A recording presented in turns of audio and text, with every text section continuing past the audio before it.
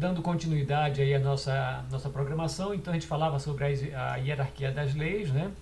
E começamos aí fazendo as considerações acerca da hierarquia, né? Cujo objetivo maior é preservar a Constituição Federal, né? E de modo que todas as demais normas ou instrumentos jurídicos devam estar de acordo com a Constituição, fazendo então em seguida uma abordagem sobre as espécies de leis, né? Segundo o artigo 59 da Constituição Federal.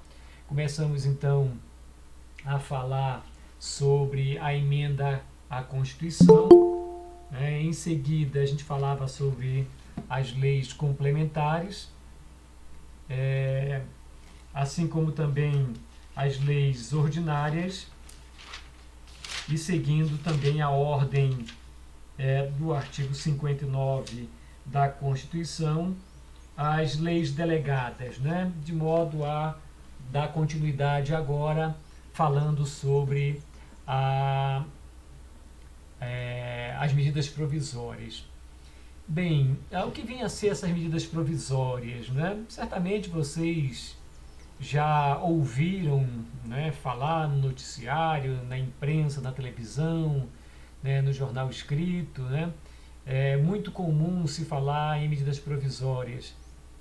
Bem, essa medida provisória nada mais é que uma norma editada pelo presidente da República, né, e em casos específicos estabelecidos pela Constituição Federal, né, no seu artigo 62, né, ela trata, portanto, das medidas provisórias. Nós já falamos aqui em algumas oportunidades, né, que constitui-se como a principal função do Poder Legislativo a chamada função legiferante, né, a função legislativa, que é de elaborar as leis, né? Muito embora existam outras funções, né, como a função fiscalizadora, chamada função anômala, né? Não é a sua principal função, já que a principal função do Poder Legislativo é a de editar as leis, né? Mas, como eu disse, existem as chamadas funções anômalas de cada um dos poderes, né? E do Poder Legislativo, uma das funções anômalas, né, é a fiscalização do Poder Executivo, né? E até mesmo a função julgadora, não é? Como ocorre com o caso de impeachment do presidente da República, dos membros do Supremo Tribunal Federal, que nos crimes de responsabilidades são julgados, né, pelo Poder Legislativo, né? No caso do impeachment, por exemplo, do presidente da República, mediante autorização da Câmara dos Deputados e julgamento através do Senado Federal, né? Bem, mas então essas medidas provisórias são normas editadas pelo chefe do Poder Executivo em caso de relevância e urgência.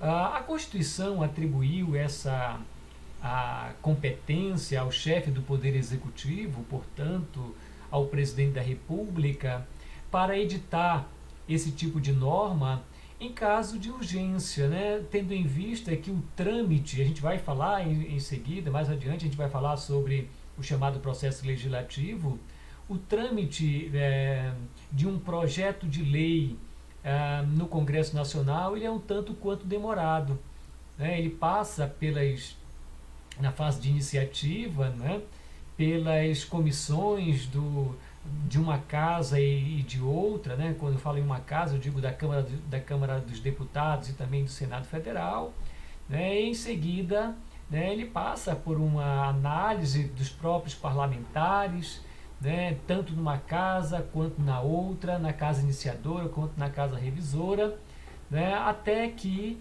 chega, né, a análise do chefe do Executivo, que pode então aquecer com a lei aprovada, com o projeto, aliás, de lei aprovado, né, mediante a sanção do chefe do Executivo, que a gente vai falar também mais adiante, ou até mesmo com o veto, com a recusa daquele projeto de lei.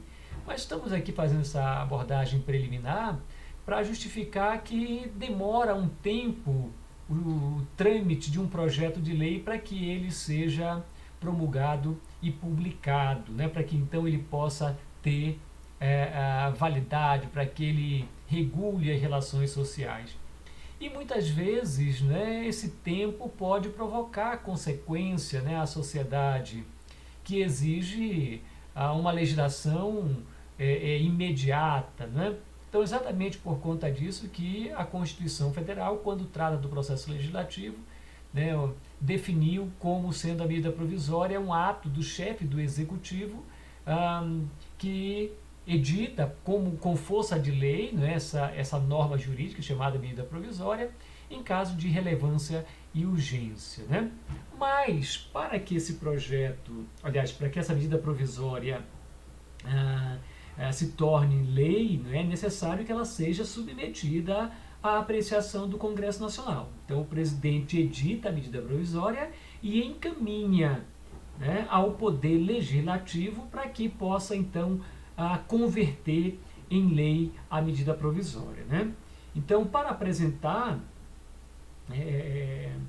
aliás, para preservar a independência dos poderes, né, é que o presidente da República não pode editar medidas provisórias sobre qualquer matéria, né? A Constituição define que, em caso de urgência, pode editar o presidente da República pode editar a medida provisória, mas também traz algumas limitações, né? Definindo quais são algumas matérias em que o presidente da República não pode editar medidas provisórias. Quais são essas matérias, né, que é proibido, é vedado, né, ao chefe do Executivo editar medidas provisórias? Bem, matérias relacionadas à nacionalidade, e o objetivo é preservar, né, como eu disse, a independência dos poderes, já que o objetivo, aliás, o órgão ou o órgão do Estado, né, ou o poder do Estado responsável pela edição de leis, né, via de regra, né, é do Parlamento. Excepcionalmente, essa atribuição é do presidente da República, ou seja, do chefe do Poder Executivo, né? Mas então, para preservar a legitimidade do Congresso Nacional de editar leis, né, que a Constituição faz aí a ressalva de que nem toda matéria pode ser objeto de edição de medida provisória por parte do presidente da República. Senão, o que iria acontecer é que o presidente da República iria praticamente fechar o Congresso Nacional, porque ele poderia editar medida provisória sobre qualquer matéria, né? E fazendo com que o Congresso Nacional ficasse no segundo plano na edição dessas normas, né? Então, quais são as matérias que são vedadas à edição de medidas provisórias por parte do chefe do Poder Executivo? Matérias relacionadas à nacionalidade, à cidadania, aos direitos políticos, aos partidos políticos e direito eleitoral, também ao direito penal, direito processual penal e processual civil, né? Vamos imaginar que o chefe do Poder Executivo, né, resolvesse proteger os seus filhos, né?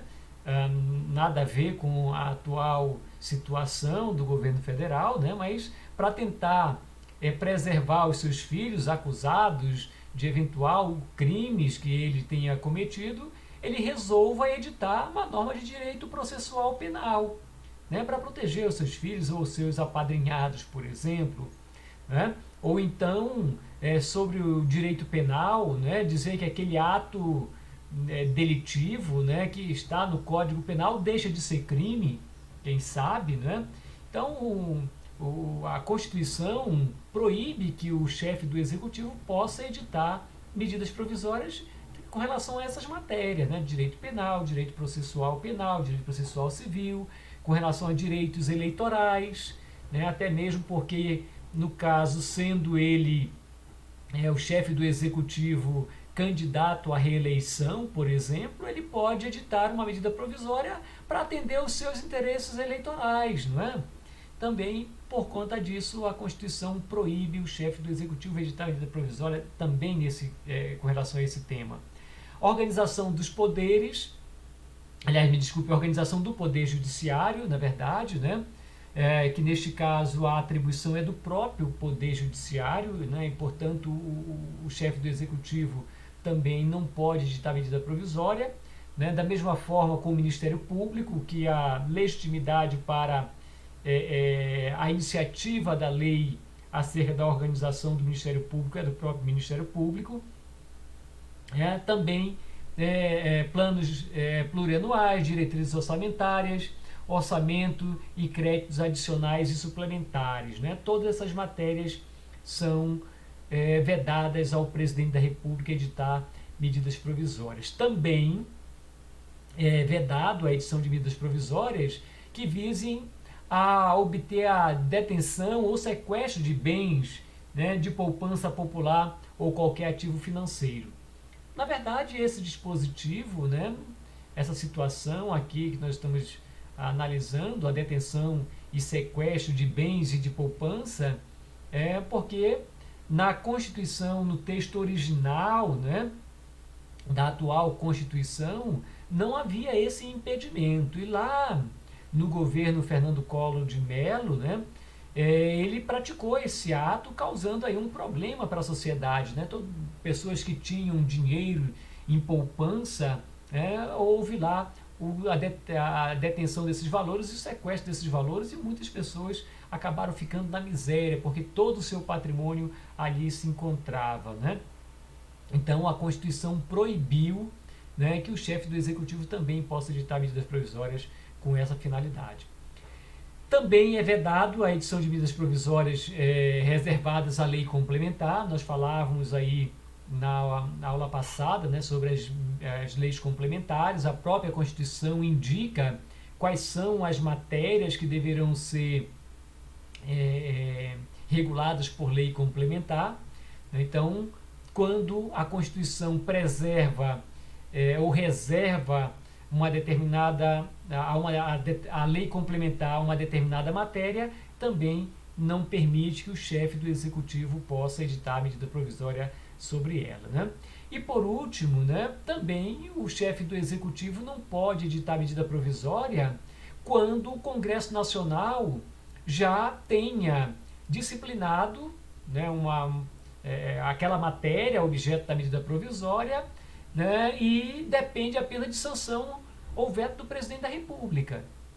Então, se já existe uma matéria aprovada pelo Congresso Nacional e depende apenas de sanção ou veto do chefe do Executivo, e o chefe do Executivo edita uma lei denominada medida provisória, não se justifica.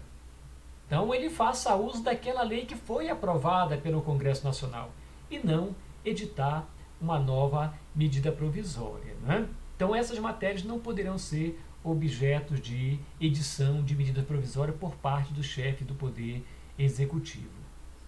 Bem, nós dizíamos então que em caso de relevância e urgência, o chefe do Executivo pode editar medidas provisórias sobre as matérias que não haja vedação constitucional. E deve também, né, assim que haja a sua edição e a publicação dessa medida provisória, regulando determinadas matérias, o chefe do Executivo deve comunicar, né, ao Congresso Nacional a edição dessa medida provisória, né, que aí então terá o prazo de 60 dias de validade da medida provisória. Né? Mas, dentro do prazo de 45 dias, tem 60 dias de vigência da medida provisória, né? Que pode ser prorrogado por mais 60 dias. Vamos já verificar em seguida. Mas, dentro do 45º dia da publicação da medida provisória, se o Congresso Nacional não tiver ainda apreciado aquela medida provisória para converter em lei, né, ou até mesmo recusar, porque pode o Congresso Nacional converter a medida provisória em lei, né, ou então pode recusar aquela medida provisória. Né?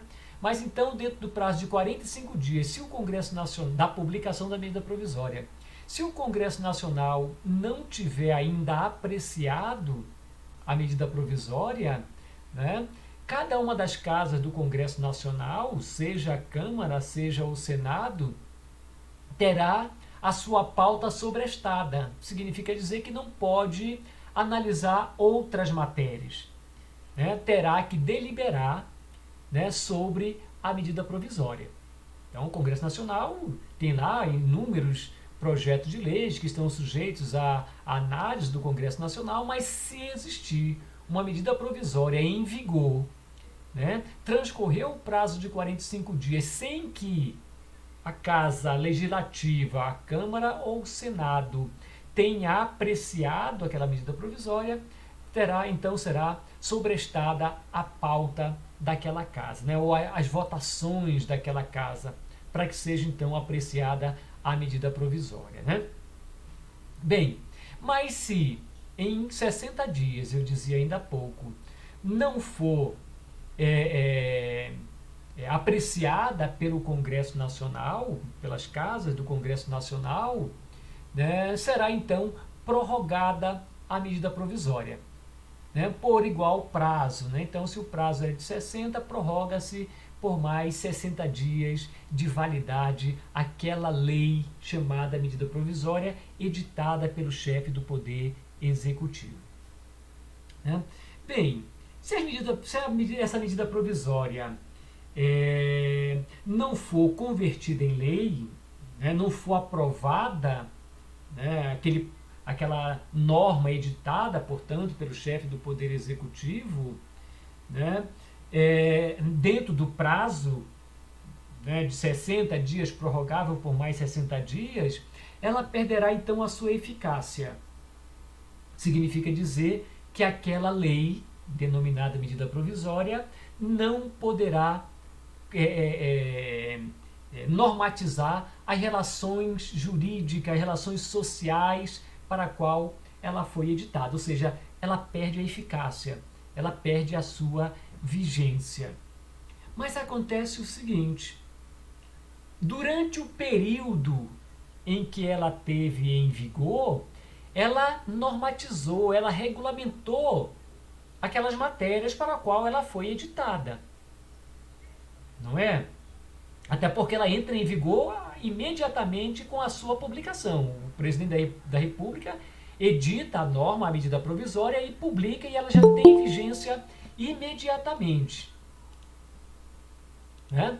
E vai vigorar pelo tempo que nós estamos aqui tratando, né, de 60 dias, que, se for convertida em lei pelo Congresso Nacional, maravilha, né? Aquela medida provisória irá então agora se converter numa lei comum, numa lei ordinária, né? Agora, se não for aprovada, se for recusada pelo parlamento, né, como é que ficam aquelas situações em que ela vigorou? Bem, neste caso, o Congresso Nacional vai ter que editar uma outra norma, um outro tipo de norma, denominado de decreto legislativo, né, para dizer ou para regulamentar aquelas situações, né, que ocorreram durante a vigência daquela medida provisória, né, dizer como é que ficam aqueles casos que foi aplicada a medida provisória porque ela estava em vigor, mas que o Congresso Nacional recusou, ou seja, não aprovou aquela medida provisória editada pelo chefe do Executivo. Então, o Congresso Nacional vai dizer como é que ficam aquelas situações que estavam sendo normatizadas pela medida provisória enquanto ela estava em vigor. Então, isso se faz, como eu disse, mediante decreto legislativo editado pelo Congresso Nacional. Bem, nós já falamos aqui em algumas oportunidades que o Poder Legislativo Federal é constituído de duas casas, né? Ou seja, o Congresso Nacional é constituído de duas casas, da Câmara dos Deputados e do Senado Federal. Né? Bem, os projetos de lei ou até mesmo de emenda à Constituição, eles terão que passar, né, no chamado processo legislativo, pela análise das duas casas, tanto da Câmara quanto do Senado. Nós estamos aqui tratando de uma norma jurídica, de uma lei denominada de medida provisória, que foi editada pelo chefe do Poder Executivo. Mas que nós falamos também que ele deve publicar a medida provisória e imediatamente submeter à apreciação do Congresso Nacional. E acabamos de falar também que o Congresso Nacional é constituído de duas casas, né? Sistema bicameral, duas câmaras, né? A Câmara, como se diz, a Câmara Baixa, que é a Câmara Federal, e a Câmara Alta, que é do Senado Federal, né? Então, o sistema bicameral, porque são duas casas, duas câmaras ou duas casas legislativas. E o projeto de lei, ele deve entrar no Congresso Nacional ou por uma ou por outra casa. No caso da medida provisória, por expressa disposição constitucional, essa medida provisória ela vai entrar após a sua edição, já citamos, né? Edição por parte do chefe do Executivo, do Presidente da República. Ela vai entrar no Congresso Nacional através da Câmara dos Deputados, né? Que é a casa iniciadora dos debates, né? Da análise daquele projeto. E após a sua aprovação, ela será então encaminhada à Casa Revisora, que neste caso é o Senado Federal. Então, aí a observação por onde tem início, né, o projeto de lei que teve início mediante medida provisória editada pelo chefe do Executivo. Bem, mas já acabamos de falar também que a medida provisória ela pode ser recusada pelo Congresso Nacional. O presidente edita, mas o Congresso Nacional pode entender de não aprovar aquela medida provisória e não converter, portanto, em lei a medida provisória. Bem, acontece o seguinte, e se o Congresso não aprovar, poderia o chefe do Executivo editar novamente a medida provisória, porque durante o tempo de vigência dela, ela tem a repercussão social, ela é uma lei, ela está em vigor. Bem, originariamente na Constituição, isso podia acontecer. Não havia uma limitação constitucional quanto à possibilidade de impedir a reedição da medida provisória. Isso significava dizer que, muitas vezes, o presidente da República ficava editando medidas provisórias, né? reeditando, tantas vezes ele tinha interesse porque não havia limitação. Houve uma emenda à Constituição que limitou essa reedição de medidas provisórias a apenas uma única vez. Então, ele edita e ele pode reeditar uma única vez, né? E que, se o prazo de vigência é de 60 dias, né, tem a vigência, então, prorrogada através da reedição por mais 60 dias. Esse é o limite máximo de vigência da medida provisória. A não ser que o Congresso Nacional converta em lei. E aí, né, se convertido em lei, vai ter vigência por tempo indeterminado. Né? Mas então, a Constituição Federal ela limitou a edição de medida provisória a uma única vez, né?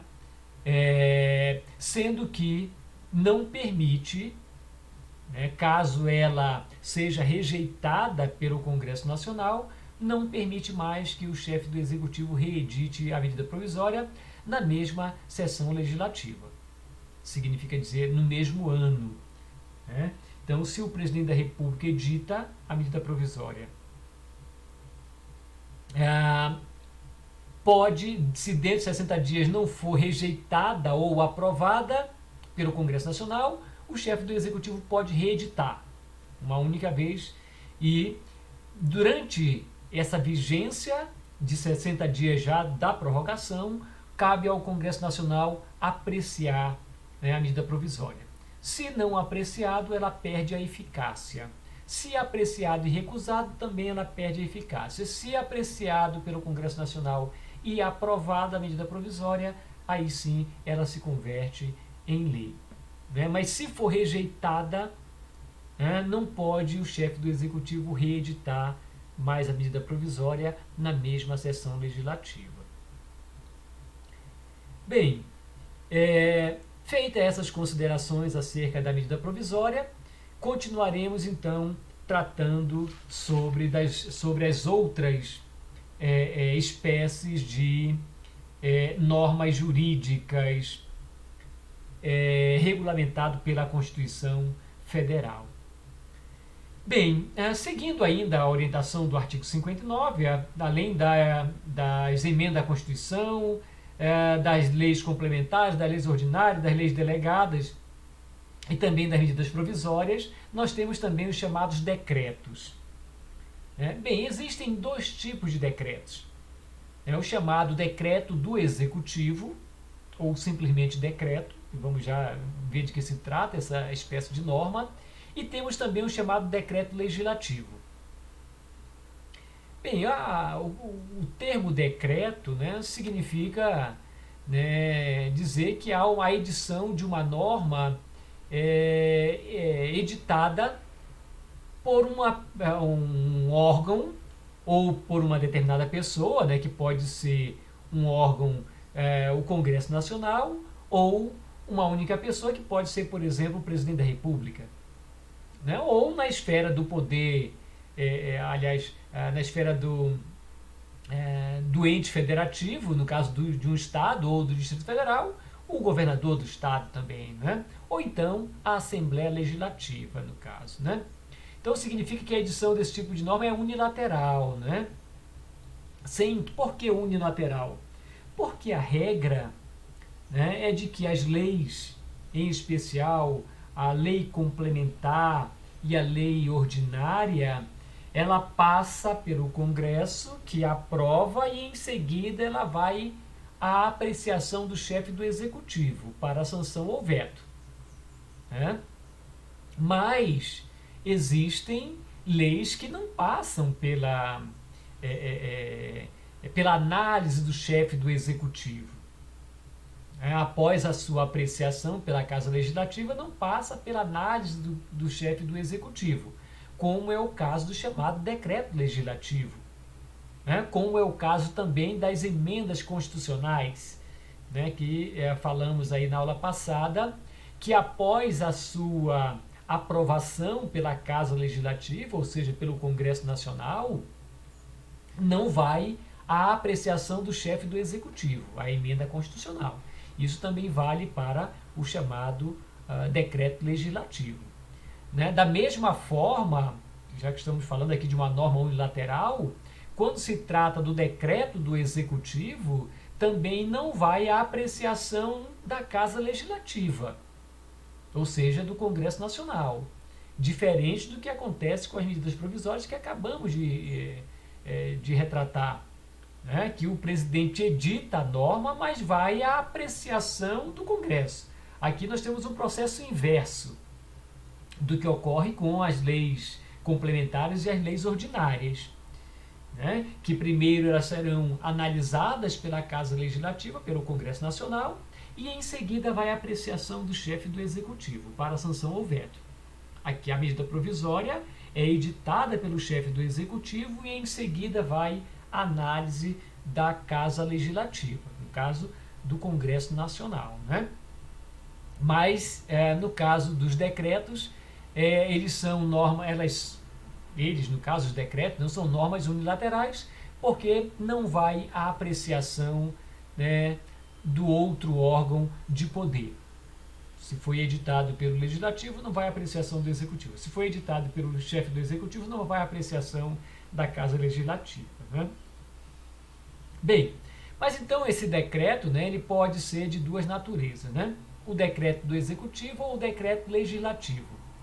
O decreto do Executivo, também denominado simplesmente de decreto, ele é um ato normativo editado pelo chefe do Poder Executivo, que aqui, na esfera federal, é pelo presidente da República, na esfera estadual ou distrital, pelo governador de estado e na esfera municipal, pelos prefeitos, né, que vão poder editar esse tipo de norma chamada de decreto, né, que são atos normativos, né, pelo meio do qual o chefe do executivo, o presidente, o governador, o prefeito, ele toma decisões administrativas.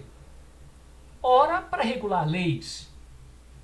Então, o Congresso Nacional ou a Assembleia Legislativa ou até mesmo a Câmara de Vereadores vai editar uma lei, então aprova lá uma lei e diz que aquela lei será regulamentada por decreto. Então significa dizer que o Congresso Nacional está autorizando o chefe do Executivo regulamentar aquela lei, né? Por um ato unilateral do chefe do Executivo. Bem, em caso de regulamentação de lei, a edição do decreto depende de autorização da Casa Legislativa. A Casa Legislativa edita uma lei ordinária, por exemplo, ou uma lei complementar, e diz, olha, essa lei será regulamentada, né? Os detalhes, né, serão disciplinados por um ato do Poder Executivo, do chefe do Poder Executivo. Mas tem que haver autorização expressa da Casa Legislativa. Né? Não cabe ao chefe do Executivo editar decretos para regulamentar qualquer tipo de lei. O Congresso Nacional, ou a Assembleia Legislativa, ou a Câmara de Vereadores vai dizer expressamente, quando ele aprovar uma lei, que aquela lei será regulamentada pelo chefe do Executivo. Senão, o chefe do Executivo não pode regulamentar. Bem, na hierarquia das leis, né, já que estamos falando sobre a hierarquia, o decreto do Executivo, ele fica abaixo das leis ordinárias, né? Temos lá, acima de qualquer outra lei, a Constituição Federal, temos as emendas à Constituição, em seguida temos as leis complementares, em seguida as leis ordinárias e, em seguida, dentro da hierarquia, temos o chamado decreto executivo, né? Ele é utilizado, né, pelo chefe do executivo, acabamos de verificar, para fazer nomeações, né, ou então regulamentações de leis. Citamos ainda há pouco, né? Caso o Congresso Nacional diga expressamente que o chefe do executivo possa editar decreto para regulamentar aquela lei, né? Ou então para a prática de outros atos de naturezas administrativas. Nomear um secretário de Estado, nomear um secretário do município, né, nomear um ministro de Estado, por exemplo, na esfera federal, né? São alguns dos atos praticados pelo chefe do Executivo mediante decreto, né? Ou então, praticar ato de execução, né? Como, por exemplo, o que aconteceu no Distrito Federal, ou está acontecendo, inclusive, os atos de suspensão de algumas atividades nesse momento de pandemia, né? Como, por exemplo, as atividades presenciais na área da educação, né? Foi normatizado mediante um decreto do governador do Distrito Federal, que, aliás, ainda está em vigor. O decreto que impede, né, o retorno das atividades presenciais para a educação superior, para o ensino médio, salvo engano, né? Tem um decreto que trata da educação infantil, né? Eu não sei sinceramente como é que está normatizado atualmente. Ainda é suspenso, né? Mas não sei se já há autorização de atividade parcial, que me parece o decreto que está em vigor seja nesse sentido, né? Para a educação infantil já se permite a atividade presencial, ainda que não é permitido que todos os alunos frequentem ao mesmo tempo as atividades, né? pelo menos nesse momento de pandemia. Bem, o decreto do Executivo, então, ele não pode modificar ou contradizer aquilo que a lei aprovada pelo Congresso Nacional determina. O Congresso cria a lei, define as regras, que deverão ser utilizadas, permite que o chefe do Executivo edite um decreto para normatizar, mas esse decreto não pode ir contra aquilo que já está definido no próprio texto da lei que o Congresso Nacional aprovou. Né? Então, o objetivo, do decreto é apenas complementar ou regulamentar os pontos que a própria lei define ou permite que seja retratado pelo chefe do Executivo através do decreto. Né? Anotamos aí exemplos de decretos presidenciais que regulam o porte de arma, o decreto 3.048, por exemplo, que regula a legislação previdenciária, tanto a lei de benefícios como também a lei de custeio. Então são aí alguns exemplos de decretos presidenciais, ou decretos do Executivo, ou simplesmente decretos. Bem, seguindo a hierarquia das normas, nós temos agora os chamados decretos legislativos. O que são esses decretos legislativos? Também são atos unilaterais, mas editados pelo Congresso Nacional, ao invés dos decretos executivos ou simplesmente decretos. Aliás, estão aqui no mesmo grau de hierarquia dos decretos executivos, ou simplesmente decretos, como citamos, aqui o decreto legislativo. Bem, mas esses decretos legislativos são normas editadas pelo Congresso Nacional em assunto de sua competência, que não estão sujeitos à apreciação do chefe do Executivo.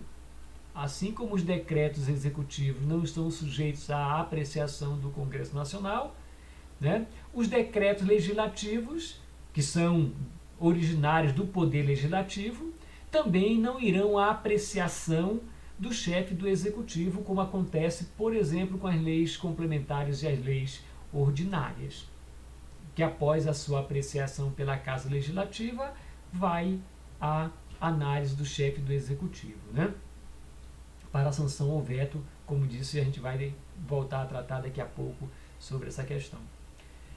Bem, o decreto legislativo ele é de competência do Parlamento, que pode, na esfera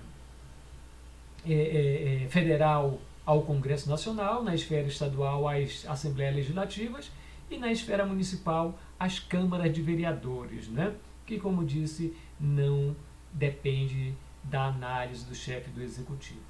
Esse decreto se encontra no mesmo grau de hierarquia das leis ordinárias. Anotamos aí alguns exemplos de decretos legislativos, como o ato de autorizar o presidente da República de declarar guerra ou celebrar a paz. Não vai à apreciação, portanto, do chefe do Executivo. O ato de autorizar o presidente e o vice-presidente da República de se ausentar do país por mais de 15 dias. Também é um outro exemplo de um decreto legislativo. Então, não vai à análise também, nesse caso, do chefe do Executivo. O próprio Legislativo edita e independe da anuência do chefe do Executivo. Ele só terá que aceitar o ato legislativo estabelecido pela Casa Legislativa. Bem, nós temos ainda as chamadas resoluções. Essas resoluções são atos de natureza administrativas que são oriundos tanto do Poder Executivo, Legislativo e do Judiciário, como também dos seus órgãos colegiados, como, por exemplo, o Supremo Tribunal Federal, os tribunais superiores, o Superior Tribunal de Justiça, o Tribunal Superior Eleitoral, o Tribunal Superior do Trabalho, por exemplo, os tribunais de justiça dos estados, eles poderão editar essas normas, esses atos normativos denominados de resoluções. E tem por objetivo uma forma que é utilizada por esses órgãos para deliberar sobre determinadas matérias, né, que inclusive sequer estão sujeitas à promulgação, né, e também não ficam sujeitos ao controle da constitucionalidade, né, salvo se aprovarem acordos internacionais. Bem, quase sempre, em especial quando se trata de órgãos colegiados, né, essas resoluções denominam-se de regimento, aliás, denominam-se, algumas resoluções denominam-se de regimentos internos, né? O tribunal edita essas resoluções para normatizar ao seu a sua atuação, né, ou a atuação dos órgãos colegiados internos daquele tribunal. Bem, temos ainda, além das resoluções, temos ainda os chamados tratados e convenções internacionais. Bem, esses tratados e convenções internacionais, eles se situam no mesmo nível das chamadas leis ordinárias, via de regra também, né? Porque, por disposição do artigo 5º, parágrafo 3º da Constituição Federal, quando há uma convenção internacional do qual o Brasil seja signatário, né, o Brasil participe, né, junto com um grupo de outros países, da edição de uma norma ou de uma convenção ou de um tratado, convenção internacional ou de um tratado internacional, para regulamentar questões relacionadas a direitos humanos. A Constituição diz que, se aprovado pelo Congresso Nacional, esses tratados e convenções internacionais, eles integram o ordenamento jurídico brasileiro com o status de emenda à Constituição, ou emenda constitucional. Então, os tratados e convenções internacionais, eles são reconhecidos no ordenamento jurídico brasileiro no mesmo nível das leis comuns, das chamadas leis ordinárias. Portanto, estão num grau de hierarquia abaixo das leis complementares e da própria Constituição. Agora, quando se trata de convenção ou tratado internacional que versam sobre direitos humanos e aprovados pelo Congresso Nacional, seguindo as determinações da própria Constituição, né, de aprovação de 3/5, por exemplo, de cada uma das casas do Congresso Nacional, né, integrarão o ordenamento jurídico brasileiro com o status de emenda à Constituição ou emenda constitucional. Bem, temos ainda aqui a fazer algumas considerações acerca da hierarquia das leis estaduais, federais, né, estaduais e municipais. Nós já citamos aqui inúmeras vezes.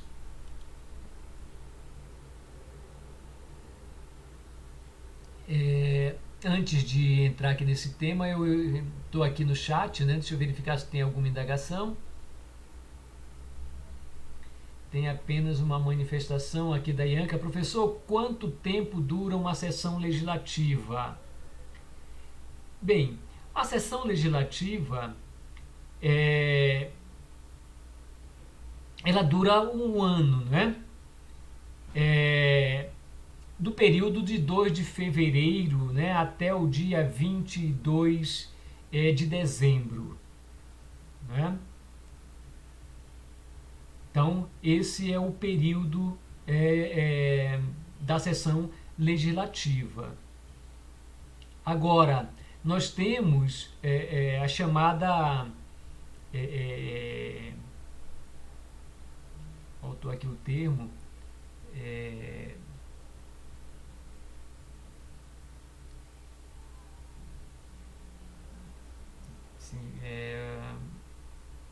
esqueci agora a denominação, mas daqui a pouco já retorno, né? Que é o período de 4 anos, né? Que é o tempo de vigência do mandato eletivo.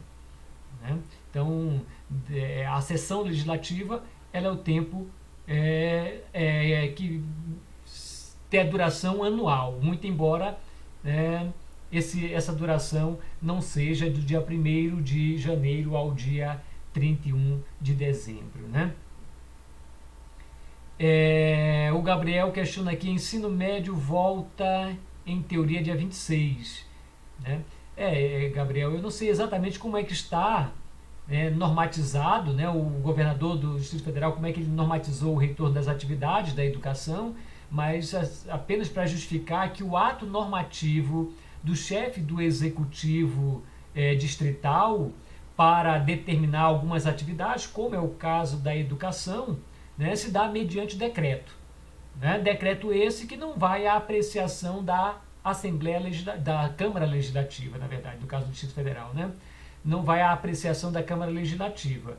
É um ato unilateral do chefe do Executivo. E temos não apenas na educação, né? Temos decretos que regulam a atividade do comércio, dos shoppings, né?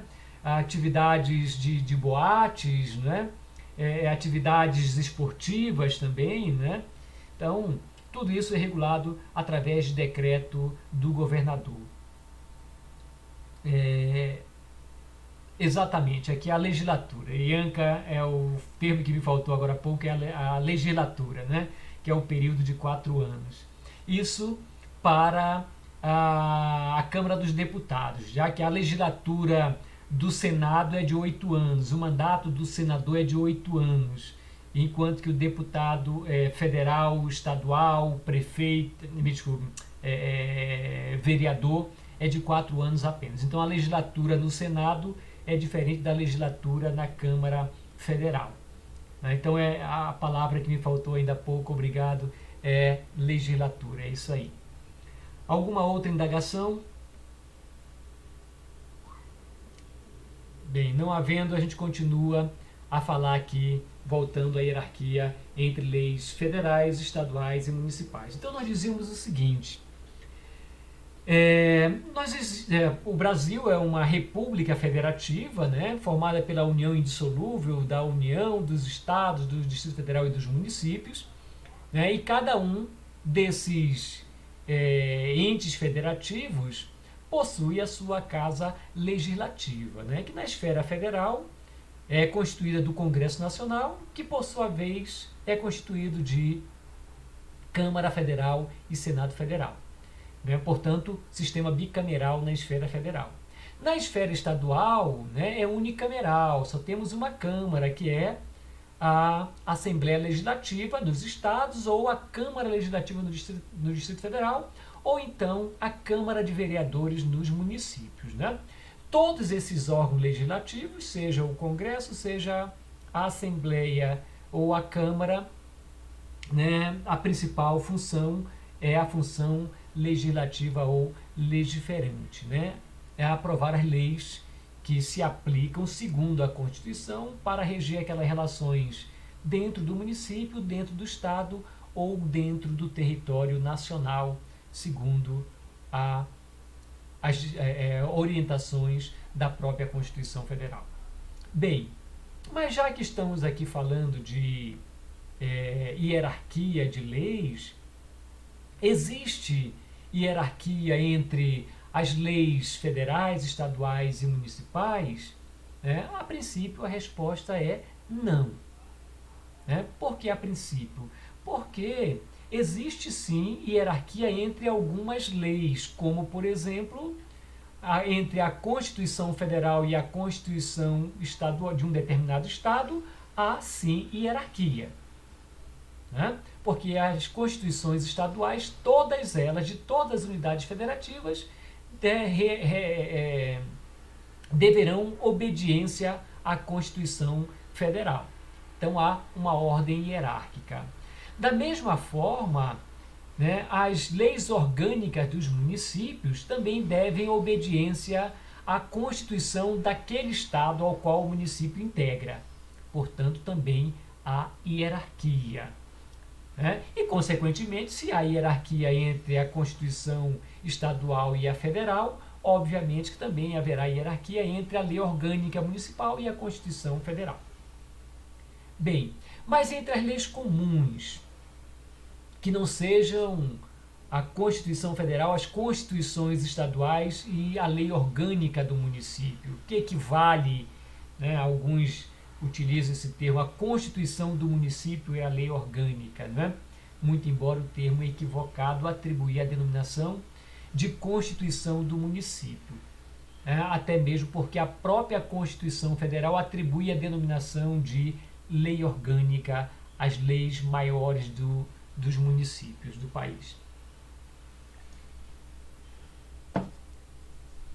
Bem, mas nós falávamos aí nas aulas anteriores que a própria Constituição é quem define a competência de cada um dos entes federativos, né? Ou a competência privativa, ou a competência exclusiva, ou a competência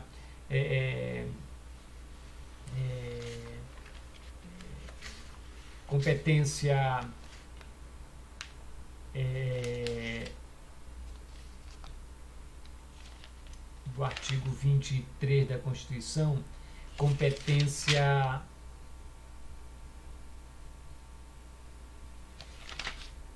novamente aqui o termo, a competência comum, no caso, né?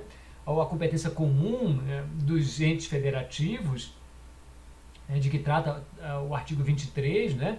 Então, a Constituição define lá quais são as matérias que deverão ser exclusiva do Congresso Nacional, ou as matérias comuns do Congresso Nacional e das Assembleias Legislativas e também dos municípios, né? E não havendo restrição, né, as matérias que não são exclusivas da União, né, cabe aos estados tratarem sobre elas. Aquilo que não for de competência da União, exclusiva da União, e que o Estado também não regula, o município é que possui a competência supletiva ou suplementar.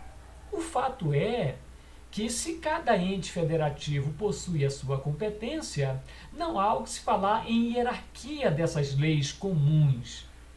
Como eu disse, há hierarquia entre a lei orgânica e a Constituição estadual, e há hierarquia entre a Constituição estadual e a Constituição Federal. Mas entre as leis comuns não há o que se falar em hierarquia. Há o que se falar em atribuição de competência, como vimos, já que a Constituição define quais são as competências da União, quais são as competências dos estados e quais são as competências dos municípios. Então, não há, portanto, que falar em hierarquia entre normas oriundas de entes estatais distintos ou autônomos. Em caso de conflito entre lei federal, estadual e municipal, vai prevalecer a competência da Casa Legislativa, que, segundo a Constituição, teria competência para legislar sobre ela. Então, é possível que, entre uma lei aprovada pela Câmara de Vereadores e uma lei aprovada pelo Congresso Nacional, vá prevalecer a lei aprovada pela Câmara de Vereadores. Se a competência é do município legislar sobre aquela matéria, não pode o Congresso Nacional, nem tampouco as Assembleias Legislativas. Se a competência é do Congresso Nacional, não pode o município legislar sobre ela, porque há uma vedação. A Constituição diz que é do Congresso Nacional. Então, aqui, mais uma vez, não estamos tratando de hierarquia, e sim de atribuição de competência. Bem, então seriam essas aí algumas considerações que nós teríamos a fazer acerca dessa matéria, que seria aí a hierarquia das leis. Bem, nós vamos, a partir de agora,